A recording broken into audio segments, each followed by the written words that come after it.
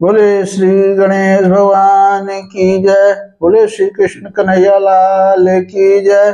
बोले श्री लक्ष्मी नारायण भगवान की जय। बोले उमापति महादेव की जय। बोले श्यावर रामचंद्र की जय। बोले हनुमान जी स्वामी महाराज की जय। बोलिए अम्बे मात की जय। आप सभी मेरे प्यारे भाई बहन और दोस्तों का हमारे चैनल में आप सभी का स्वागत है। आप लोग कैसे हैं?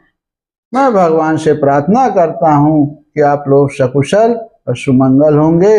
भगवान आप सभी का मनोकामना पूर्ण करें, आपका सभी कष्ट दुख दूर करें। और जो भाई बहन हमारे चैनल में पहली बार आए हों, कृपा करके हमारे वीडियो को पूरा देखें, लाइक कमेंट करें और शेयर भी करें। और चैनल को अगर सब्सक्राइब ना किए हों तो जरूर से जरूर आप अपने भाई का चैनल सब्सक्राइब करें, जिससे मुझे थोड़ा आगे बढ़ने को मौका मिले। और पूरा वीडियो देखें और दूसरों को भी शेयर करें, क्योंकि हमारे वीडियो में सब भक्ति से ही पूरा आपको हर वीडियो मिलेंगे। और कोई इधर उधर की हमारे बिना काट छाट की वीडियो मिलती है। जो हम सभी श्रीमद् भागवत कथा पूरी आपको सुनाए हैं, और इसके पहले श्री रामचरितमानस का अखंड पाठ आपको सुनाया था। और आज हम श्रीमद् भागवत महापुराण द्वितीय स्कंध अथ पंचमो अध्याय का कथा सुनाएंगे। इसमें है सृष्टि का वर्णन। भगवान ने सृष्टि का वर्णन कैसे किया है। सृष्टि बोल रहे हैं कि नारद जी ने पूछा, पिताजी आप केवल मेरे ही नहीं सबके पिता, समस्त देवताओं से श्रेष्ठ एवं सृष्टि करता हैं, आपको मेरा प्रणाम है। आप मुझे वह ज्ञान दीजिए जिससे आत्म तत्व का साक्षात्कार हो।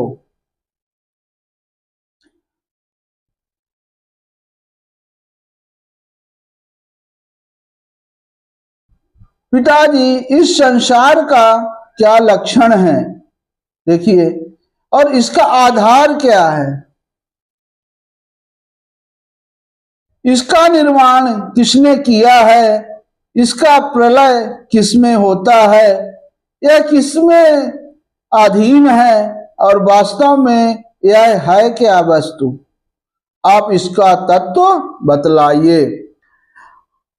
आप तो यह सब कुछ जानते हैं, क्योंकि जो कुछ हुआ है या हो रहा है या होगा उसके स्वामी आप ही हैं। मेरे प्यारे भाई बहन, आप लोग जरूर सुन रहे हैं तो साथ में लाइक भी कीजिए, और चैनल को सब्सक्राइब ना किए हों तो जरूर सब्सक्राइब करें और वीडियो दूसरों को भी शेयर करें।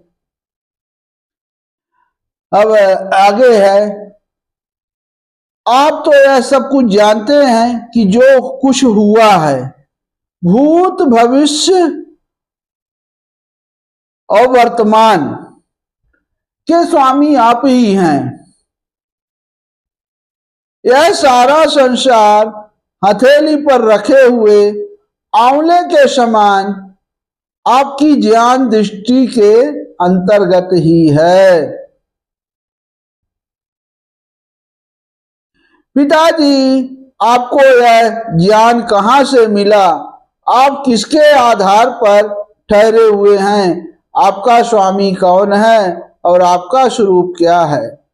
आप अकेले ही अपनी माया से पंचभूतों के द्वारा प्राणियों की सृष्टि कर लेते हैं, कितना अद्भुत है। जैसे मकड़ी अनायास ही अपने मुंह से जाला निकालकर उसमें खेलने लगती है, वैसे ही आप अपनी शक्ति के आश्रय से जीवों को अपने में ही उत्पन्न करते हैं।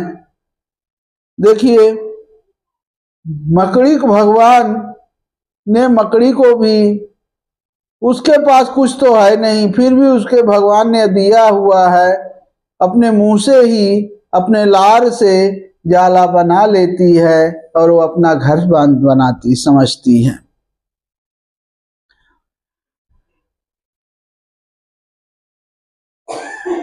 वैसे ही आप अपनी शक्ति के आश्रय से जीवों को अपने में ही उत्पन्न करते हैं और फिर भी आप में कोई विकार नहीं होता।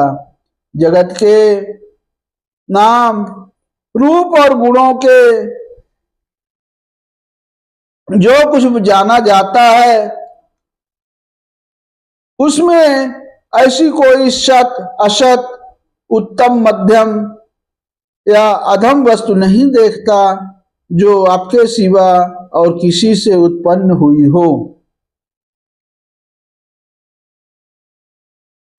इस प्रकार सबके ईश्वर होकर भी आपने एकाग्र चित्त से घोर तपस्या की, उस बात से मुझे मोह के साथ साथ बहुत बड़ी शंका भी हो रही है कि आपसे बड़ा भी कोई है क्या।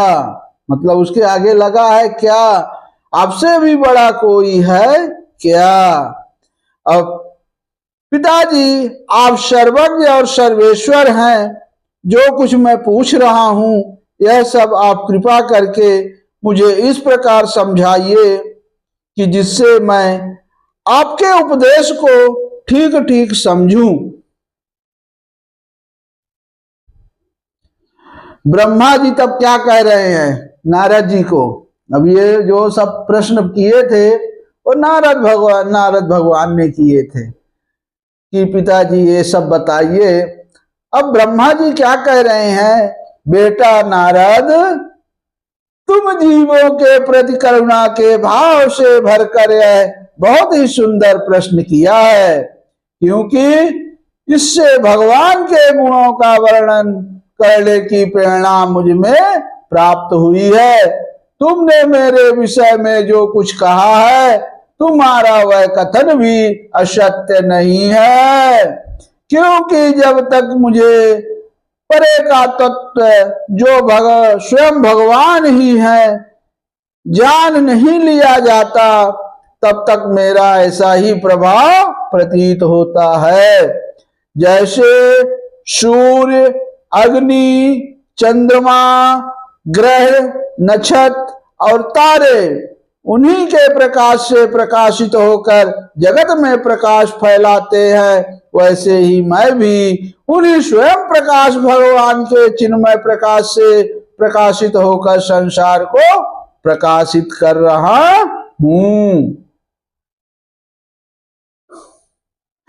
अब उन भगवान वासुदेव की मैं वंदना करता हूं और ध्यान भी, जिनकी दुर्जय माया से मोहित होकर लोग मुझे सद्गुरु कहते हैं, लोग मुझे जगत गुरु कहते हैं। यह माया तो उनकी आंखों के सामने ठहरती ही नहीं, झेप कर दूर से ही भाग जाती है, परंतु संसार के अज्ञानी उसी से मोहित होकर यह मैं हूं, यह मेरा है, इस प्रकार बकते रहते हैं। भगवत स्वरूप नारद द्रव्य, कर्म, काल, स्वभाव और जीव वास्तव में भगवान से भिन्न दूसरी कोई भी वस्तु नहीं है। वेद नारायण के परायण हैं, देवता भी नारायण के ही अंगों में कल्पित हुए हैं और समस्त यज्ञ भी नारायण की प्रसन्नता के लिए ही है, तथा उनसे जिन लोगों की प्राप्ति होती है वे भी नारायण ही कल्पित हैं। सब प्रकार के योग भी नारायण की प्राप्ति के हेतु है ही हैं। अब सारी तपस्याएं नारायण की हो ही ले जाने वाली हैं। ज्ञान के द्वारा भी नारायण ही जाने जाते हैं। समस्त साध्य और साधनों का पर्यवसान भगवान नारायण में ही है। वे दृष्टा होने पर भी ईश्वर है, स्वामी है, निर्विकार होने पर भी सर्वस्वरूप है। उन्होंने ही मुझे बनाया है और उनकी दृष्टि ही प्रेरित होकर मैं उनके इच्छा अनुसार सृष्टि रचना करता हूँ। भगवान माया के गुणों से रहित एवं अनंत हैं। सृष्टि स्थित और प्रलय के लिए रजोगुण, सत्वगुण और तमोगुण, ये तीन गुण माया के द्वारा उनमें स्वीकार किए गए हैं। ये ही तीनों गुण द्रव्य, ज्ञान और क्रिया का आश्रय लेकर मायातीत नित्य मुक्त पुरुष को ही माया में स्थित होने पर कार्य, कारण और कर्तापन के अभिमान से बांध लेते हैं। नारद इंद्रियातीत भगवान गुणों के इन तीन आवरणों से अपने स्वरूप को भली भांति ढक लेते हैं। इसीलिए लोग उनको नहीं जान पाते। सारे संसार के और मेरे भी एकमात्र स्वामी वही हैं। अब मायापति भगवान ने एक से बहुत होने की इच्छा होने पर अपनी माया से अपने स्वरूप में स्वयं प्राप्त काल, कर्म और स्वभाव को स्वीकार कर लिया। भगवान की शक्ति से ही काल के तीनों गुणों में क्षोभ उत्पन्न कर दिया। स्वभाव ने उन्हें रूपांतरित कर दिया और कर्म ने महत्व को जन्म दिया। रजोगुण और सत्वगुण की बुद्धि होने पर महत्व का जो विकार हुआ, उससे ज्ञान, क्रिया और द्रव्य रूप तमः प्रधान विकार हुआ। वह अहंकार कहलाया और विकार को प्राप्त होकर तीन प्रकार का हो गया।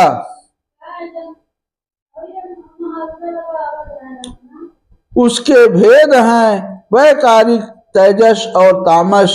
नारद जी वे क्रमशः ज्ञान शक्ति, क्रिया शक्ति और दिव्य शक्ति प्रधान हैं।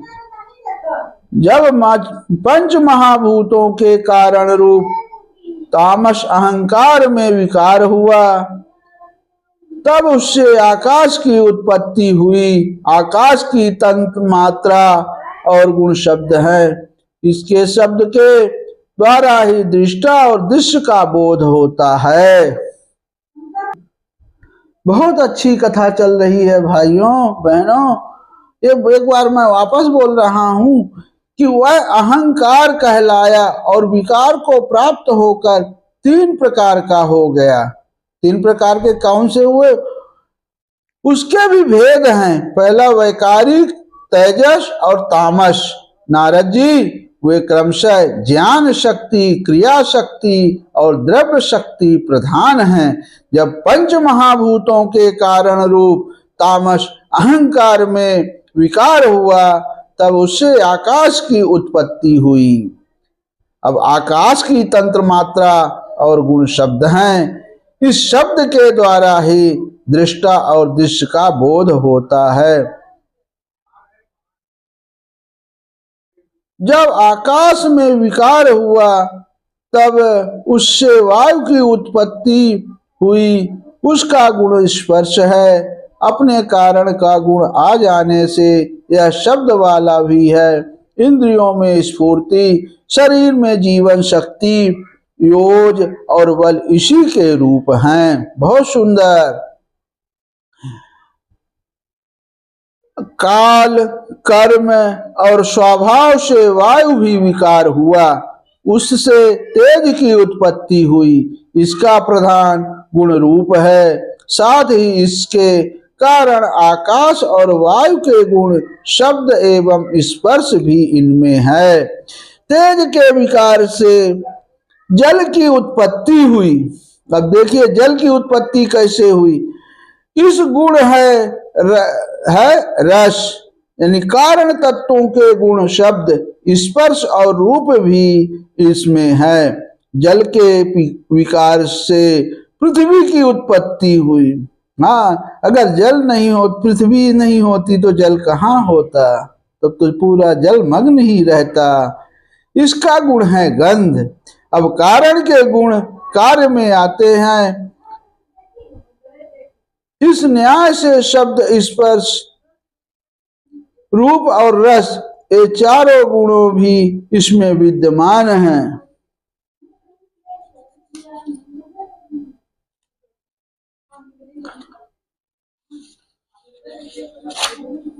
वैकारिक अहंकार से मन की और इंद्रियों की 10 अधिष्ठात्र देवताओं की भी उत्पत्ति हुई।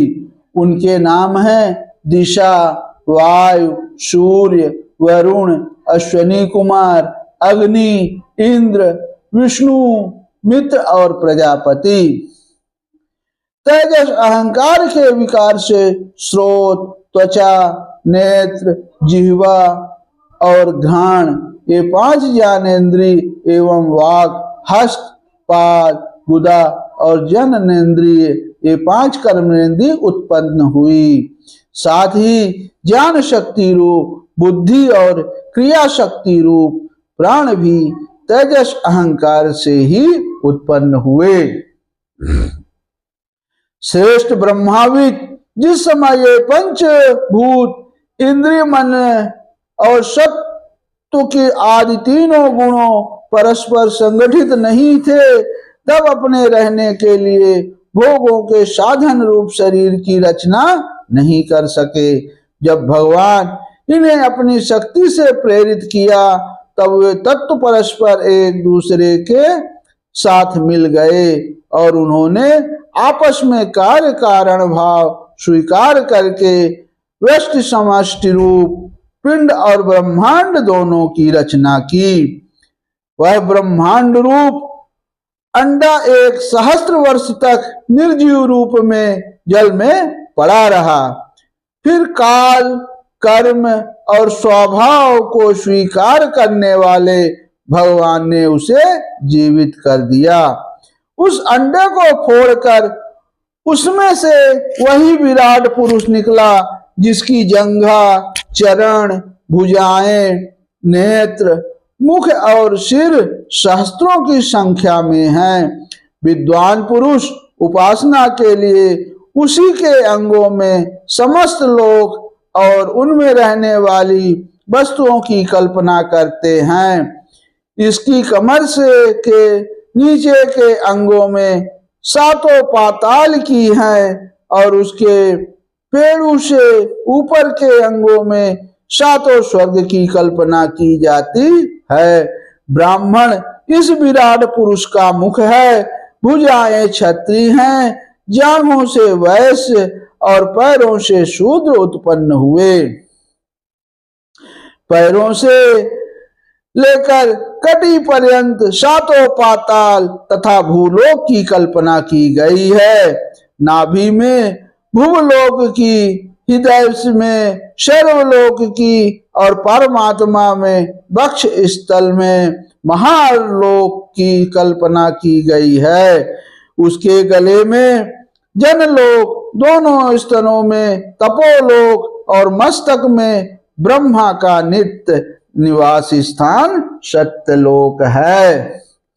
अब उस विराट पुरुष की कमर में अतल, जांघों में वितल, घुटनों में पवित्र सुतल लोक है और जंघाओं में तलातल की कल्पना की गई है। एड़ी के ऊपर की गांठों में महातल, पंजे और एड़ियों में रसातल और तलुओं में पाताल समझना चाहिए।